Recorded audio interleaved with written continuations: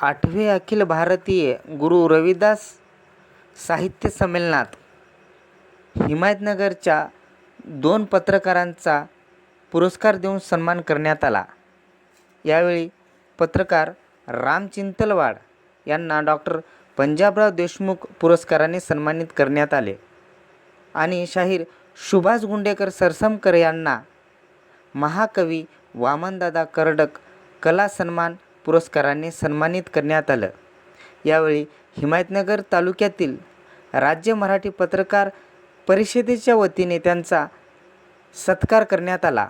यावेळी मराठवाडा विभागीय अध्यक्ष श्री शुद्धोधन हनुमते, नांदेड जिल्हा अध्यक्ष श्री देवानंद गुंडेकर सर, हिमायतनगर तालुका अध्यक्ष अनिल भाऊ नाईक, तालुका उपाध्यक्ष मनोज तपासकर, प्रशांत रावलवाड, कैलास कांबळे, गंगाधर दिगीकर असे अनेक पत्रकार या सत्कार सोहळ्याला उपस्थित होते। मी मनोज विश्वनाथ तपासकर, जागो MTV साठी हिमायतनगर।